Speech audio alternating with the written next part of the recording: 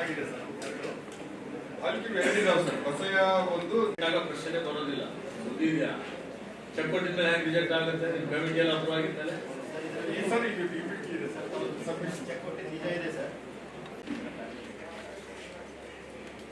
ಪಾಲಿಕೆ ತಾಲೂಕು ಪಂಚಾಯತ್ ಆತ್ಮಹತ್ಯೆ ಪರಿಹಾರಕ್ಕೆ ಆತ್ಮಹತ್ಯೆ ಮಾಡಿಕೊಂಡ ಆಯ್ತಾ.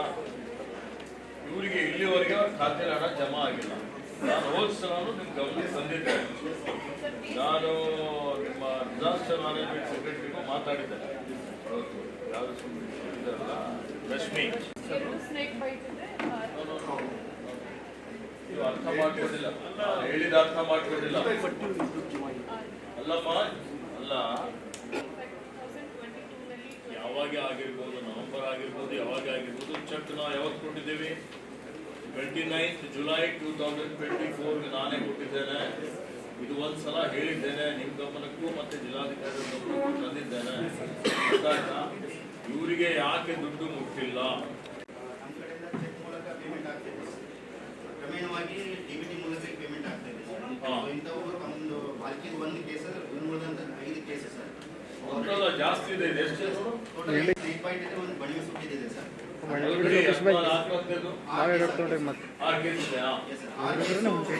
ನಿಮ್ಮ ಕಮಿಟಿಯಲ್ಲಿ ಅಪ್ರೂವ್ ಆಗಿದೆ. ಎಸಿ ಕಮಿಟಿಯಲ್ಲಿ ಅಪ್ರೂವ್ ಆಗಿ ನಿಮ್ಗೆ ಅವರಿಗೆ ದುಡ್ಡು ಬರಬೇಕು ಅಂತ ನಾವು ಚೆಕ್ ವಿತರಣೆ ಮಾಡಿದ್ದೇವೆ. ದುಡ್ಡು ಅವ್ರ ಖಾತೆ ಜಮಾ ಆಗ್ತಾ ಇಲ್ಲ. ಅದೇ ಸರ್, ಅಂದ್ರೆ ತಾವು ಇಶ್ಯೂ ಆದ್ಮೇಲೆ ಸರ್ ಅದು ಆಕ್ಚುಲಿ ಡೆಬಿಟ್ ಮೂಲಕ ಪೇಮೆಂಟ್ ಆಗಬೇಕಾಗಿತ್ತು ಸರ್. ಅಲ್ಲಿ DSSP ನಮ್ಗೆ ಬಂದವರು ಗೆರೋ ಆಗ್ತಾ ಇದ್ದಾರೆ ಸರ್. ತೆಗೆದ್ರು ತಮ್ಮ ಹತ್ರ ಬರ್ತಾರೆ ಸರ್. ಸ್ಯಾಲರಿ ಕೊಡ್ಲಿಲ್ಲ ಬಿಡಪ್ಪ, ನಾನು ವಾಪಸ್ ತಗೊಂಡ್ ಹೇಳಿದ್ದೇನಾ? ಇಲ್ಲ ಸರ್, ಅಕ್ರಮ ಮಾಡಂತ ಹೇಳಿದ್ದೇನೆ. ನಿಮ್ಗೆ NMC ಪ್ರಕಾರ ತಗೊಂಡಿದ್ದೀವಿ ಸರ್. ಅದು ತಗೊಳ್ಳಿಲ್ಲ ಅಂದ್ರೆ ಸೀಟ್ಸ್ ಹೋಗ್ಬಿಡ್ತಾವ ಸರ್. ಅಷ್ಟು ಈಗ ರಿಅಪ್ರೋಪ್ರಿಯೇಟ್ ಮಾಡಿ ಡಿಸೆಂಬರ್ ಅಲ್ಲಿ ಕ್ಲಿಯರ್ ಮಾಡ್ತೀರಾ ಅಂತ ಹೇಳಿದ್ದಾರೆ ಸರ್. ವಿಶಾಲ್ ನೀವು NMC ಕೌನ್ಸಿಲರ್ ಇನ್ಸ್ಪೆಕ್ಷನ್ ಬಂದಾಗ ಅವರು ಮಾನದಂಡದ ಪ್ರಕಾರ ತಗೋಬೇಕಾಯ್ತು ಅಂತ ಹೇಳಿದ್ರೆ ಸರ್ಕಾರದ ಪರವಾನಗಿ ಇಲ್ಲದೆ ತಗೊಳ್ಳೋದಿಲ್ಲ. ಸರ್ಕಾರ ಏನಂತ ಇದೆ ಸರ್, ಇಂಟರ್ನಲ್ ರಿಸೋರ್ಸ್ ಅಲ್ಲಿ ಮಾಡಿ ಅಂತ ಹೇಳ್ತಾ ಇದೆ ಸರ್. ಅಲ್ಲಿ ಇಂಟರ್ನಲ್ ರಿಸೋರ್ಸ್ ಏನ್ ಮಾಡಿರಪ್ಪ? ಇಲ್ಲ ಸರ್, ಅದೇ ಅಮೌಂಟ್ ಅಲ್ಲಿ ಸ್ಯಾಲರಿ ಮಾಡ್ತೀವಿ.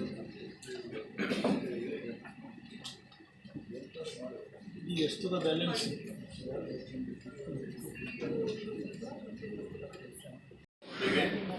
ಕಡು ಬಡವರಿಗೆ ಸ್ಯಾಲರಿ ಕೊಟ್ಟಿಲ್ಲ ಅಂತ 5-6 ತಿಂಗಳ ಸಂಬಳ ಇಲ್ಲದೆ ದುಡಿದಿರುತ್ತಾರೆ. ಗೌರಮ್ಮ 7 ಜನ ಇದ್ದಾರೆ. ಇದು ಒಂದಿದೆ. ವೈದ್ಯಾಧಿಕಾರಿಗಳಿಗೆ ನೀವು ಸಂಬಳ ಕೊಟ್ಟಿಲ್ಲ ಅಂತ ಹೇಳಿ ಅದು ಒಂದಿದೆ. ಯಾರ ಡಾಕ್ಟರ್ಸ್ಗಳಿಗೆ ಕೊಟ್ಟಿಲ್ಲ ಅಂತ. ಮುಂದೆದು ಬೆಳಿಗ್ಗೆ ಡಾಕ್ಟರ್ ಬಂದಿರ್ತಾರೆ.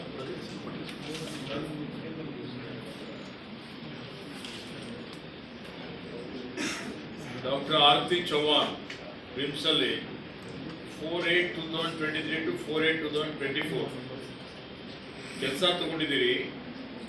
3 ತಿಂಗಳು ಸ್ಯಾಲರಿ ಕೊಟ್ಟಿದ್ರಿ ಒಂದು ವರ್ಷದಲ್ಲಿ. 9 ತಿಂಗಳು ಸ್ಯಾಲರಿ ಕೊಟ್ಟಿಲ್ಲ ಅಂತ ಡಾಕ್ಟರ್ ಆರತಿ ಚೌಹಾಣ್ ಕಂಪ್ಲೇಂಟ್. ಇಂಥ ಸುಮಾರು ಕಂಪ್ಲೇಂಟ್ ಅದಪ್ಪ. ಏನ್ ಮಾಡಿದ್ರೆ ನನಗೆ ಅರ್ಥ ಆಗಿಲ್ಲ. ನಿಮ್ ಫೈನಾನ್ಷಿಯಲ್ ಕ್ಲಿಯರೆನ್ಸ್ ಇಲ್ಲದೆ ನೀವು ಅವ್ರಿಗೆ ಯಾಕೆ ನೇಮಕಾತಿ ಮಾಡಿಬಿಟ್ಟಿದ್ದೀರಿ? NMC ಬೇಕಂತ ಇದೆಲ್ಲ ಸರಿ ಇಲ್ಲ. ಇದೇನು ಮಾಡಿದಿರಿ ನೀವೆಲ್ಲ ಪೂರ್ತಿ.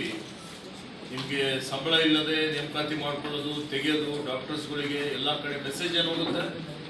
6 ತಿಂಗಳ ಸಂಬಳ ಇಲ್ಲ, 3 ತಿಂಗಳ ಸಂಬಳ ಇಲ್ಲ. ನೀವು ಡೈರೆಕ್ಟರ್ ಇದ್ದೀರಿ, 2 ಲಕ್ಷ ಬರುತ್ತೆ ನಿಮಗೆ. ಎಷ್ಟಿದೆ ಸಂಬಳ ನಿಮಗೆ? 3 ಲಕ್ಷನಾ? 2.5 ಲಕ್ಷ. ನಿಮ್ಗೆ 2.5 ಲಕ್ಷ ಸಂಬಳ ಬರುತ್ತಪ್ಪ. ಸಂಬಳ ಈಗ ಸ್ಟಾಪ್ ಮಾಡಿದ್ರೆ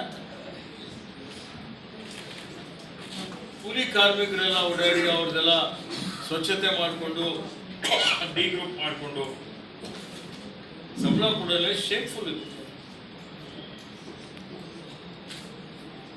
ಏನು ಎಕ್ಸ್ಪ್ರೆಷನ್ ಏನು ಮಾಡೋ ಉಪಯೋಗ ಇಲ್ಲ. DHO ಹೇಳಿ, ನಿಮ್ದು ಹೇಳಿ.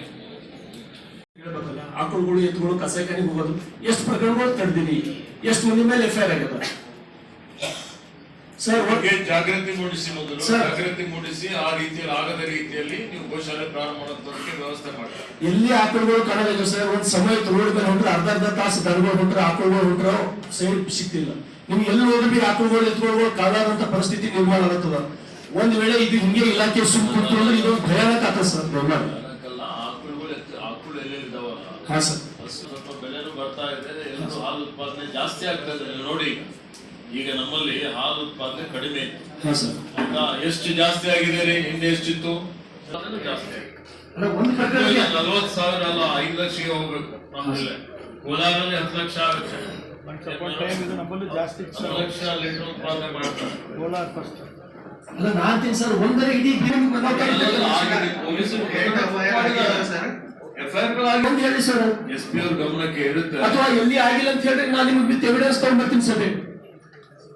ಆಕಳುಗಳು ಎತ್ತುಗಳು ಕಸಾಯಖಾನೆ ಒಯ್ಯೋದು ನಾನು ನಿಮ್ಗೆ ಎವಿಡೆನ್ಸ್ ಸಾಧ್ಯ. ಪ್ರಕರಣ ದಾಖಲೆ ಆಗಿರ್ಬೇಕಲ್ಲ, ಡಾಟಾ ತರಿಸಿ ಕೊಡಿ ಶಾಸಕ. ಸರಿ ಸರ್, ಓಕೆ. ನಮ್ಮ ಲೀಡ್ ಬ್ಯಾಂಕ್ ಮ್ಯಾನೇಜರ್ ಹೇಳಿ ಸ್ವಲ್ಪ ದಿನ ಇದು ಮಾಡೋದು ತೊಂದರೆ ಇಲ್ಲ ಸರ್. ಇಬ್ಬರು ರೈತರಿಲ್ಲ ಭೇಟಿಗೆ ಇನ್ನೂ ಮೋಸ್ಟ್ಲಿ MP ಅವ್ರು ಹೋಗಿದ್ರು ಕಾಣಿಸ್ತದೆ. ನಾನು ಹೋಗಿದ್ದೆ ಸರ್ ಅಲ್ಲಿ. ಅದು ಭಾಳ ಗಡಬಡವ್ರ ಬ್ಯಾಂಕಿನ ನೋಟಿಸ್ಗಳು ಆತ್ಮಹತ್ಯೆ ಹೊಲವು ಮಾಡ್ಕೊಂಡು ಇಬ್ಬರು ಸೇಮ್ ಒಂದೇ ದಿನದಲ್ಲಿ, ಒಬ್ಬ ಕಪ್ಲಾಪುರ, ಒಬ್ಬ ಮಿರ್ಜಾಪುರ, ಒಬ್ಬರು ಲಿಂಗಾಯತ್ತು, ಒಬ್ಬರು ಕುರುಬ ಜನಾಂಗ ಸರ್.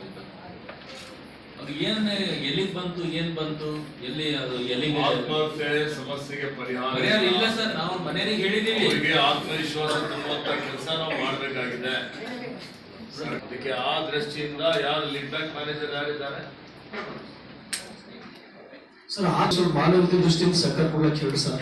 ನಾನು ರಾತ್ರಿದೊಳಗೆ ರೈತ ಆತ್ಮಹತ್ಯೆ ಮಾಡ್ಕೊಂಡು ನಿಮ್ ಸುತ್ತೋಲೆಗಳನ್ನ ನೋಡಿ, ರೈತರಿಗೆ ನೋಡಿ ಬರ ಬಂದರೆ ಮತ್ತೊಂದು ಬಂದ್ರೆ ಅವರಿಗೆ ಸ್ವಲ್ಪ ಮೀಡಿಯಂ ಟರ್ಮ್ ಲೋನ್ ಆಗಿ ಪರಿವರ್ತನೆ ಮಾಡಬೇಕು ಅನ್ನುವಂಥ ಸುತ್ತೋಲೆಗಳಿದ್ದಾವೆ.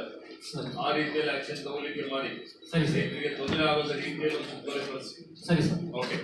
ಮತ್ತೆ ನಿಮ್ದು ಸ್ಪ್ರಿಂಕ್ಲರು, ಹನಿ ಏನಾದ್ರು ನಾವೇ ಹಾಕಿ, ಈ ನಾನು MNC ನನಗೆ ಬರೋ ದುಡ್ಡು ತಾವು ಅದರಲ್ಲೇ ಹಾಕೋಣ, ಹಾಕಿ ಪುನರ್ರಚನೆ ಮಾಡಿ ಏನಾದ್ರು ಸ್ಟಾರ್ಟ್ ಮಾಡಿದ್ರೆ ಜನರಿಗೆ, ರೈತರಿಗೆ ಒಳ್ಳೇದಾಗ್ತದೆ.